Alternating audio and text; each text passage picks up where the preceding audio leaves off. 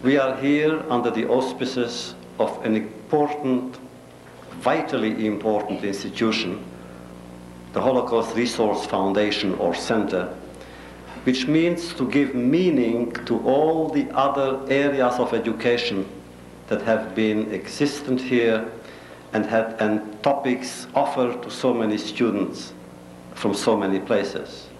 I believe that nothing is more important for a student today than to study that era. Without it, there would be many areas left in the dark.